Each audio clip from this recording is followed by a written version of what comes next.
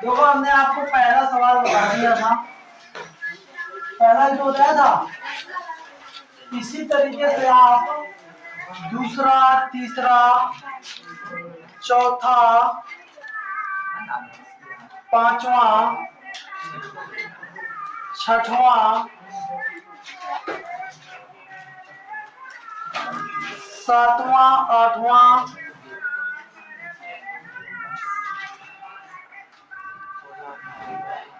और 9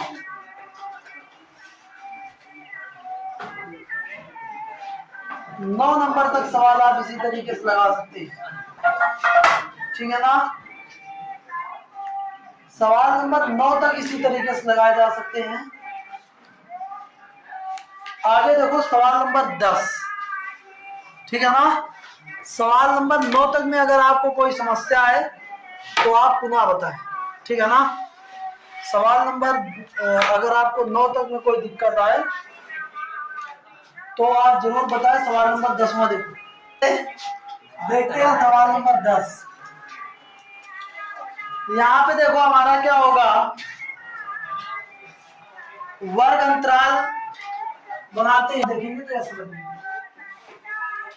निम्न वर्गीकृत, ये इस वर्गीकृत बारंबारता बंटन का माध्य कह रहा है 50 है। इसका माध्य कितना है, माध्य इसका दिया गया है 50, किंतु वर्गों 20, 40 तथा 60, 80, 20, 40 और 60, 80 ये कि बारंबारताएं ज्ञात हैं। F1 और F2 ये दोनों क्या है, अज्ञात हैं। इन्हीं का मान ज्ञात करना है, F1 और F2 का ही मान ज्ञात करना है। सभी बारंबारताओं का योगफल, मतलब जो टोटल इनका है, सभी बारंबारताओं का योगफल कितना है, 120 है, ठीक है ना। आपको निकालना क्या है, F1 और F2 के मान आपको पता करनी है, ठीक है ना।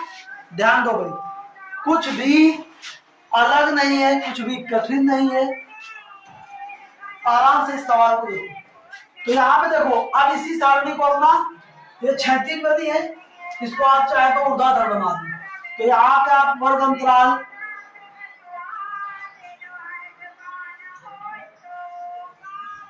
और ये हमारा बारंबारता, ये चाहे यहाँ पे आप मध्यमान लिख देते हैं, जिसे वर्ग चिन्ह आप लोग कहते हैं,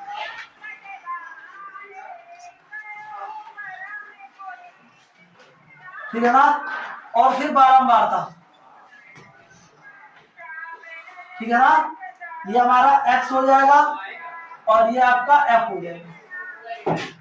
ये 0 से 20, 20 से 40, 40 से 60, 60 से 80, 80 से 100।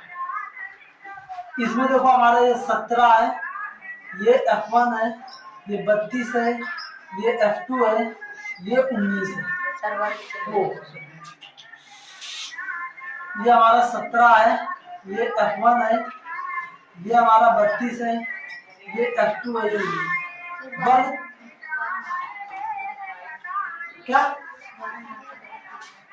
हाँ अरे बारंबारता, ठीक।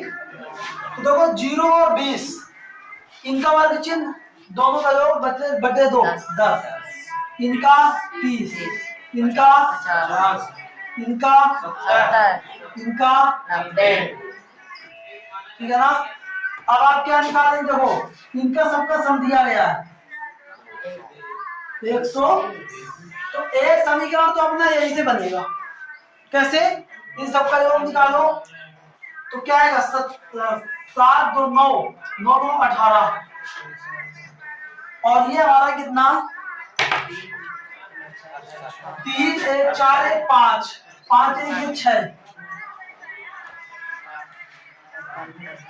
और ये प्लस F1 प्लस F2,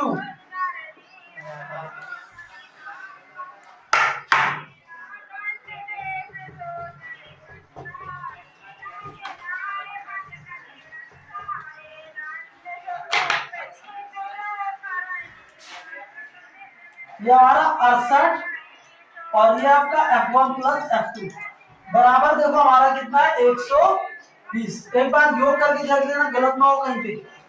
तो यहाँ पे हमारा F1 प्लस F2 क्या हो जाएगा 120 में 68 कम कर दोगे कितना बचेगा 52।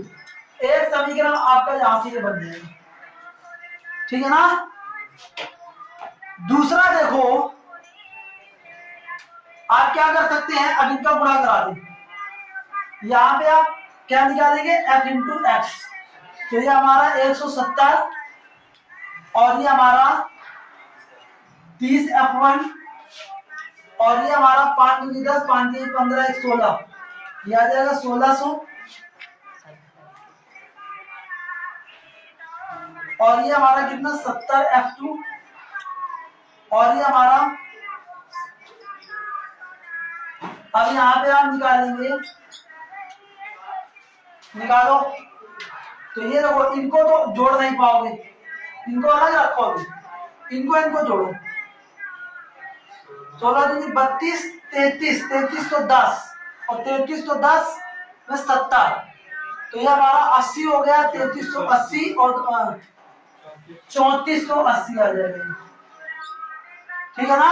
और ये हमारा कितना होगा तो ये आ गया कुल मिला के 3480 प्लस 30 F1 और प्लस 70 F2 और बराबर नहीं हाँ बराबर ये आ जाएगा कितना देखो ये हमारा इन सब का योग हो गया ये आ जाए इतना ये इतना आ जाएगा पूरा सबका योग।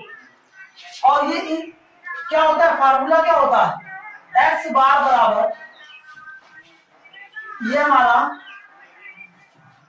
फार्मूला होता है x बार बराबर सिग्मा एफ एक्स अपान सिग्मा एफ।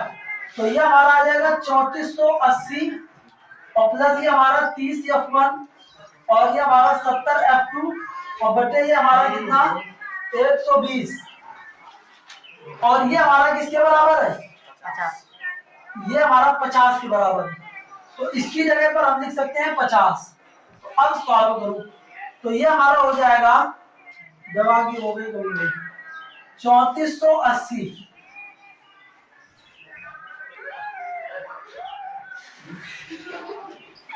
30 F1 और ये 70 F2 बराबर में हो जाएगा 6000। ठीक अब ये हमारा हो जाएगा कितना देखो 30 F1 प्लस ये हमारा 70 F2 बराबर अब इसको इससे घटाओ कितना है बताओ कितना आएगा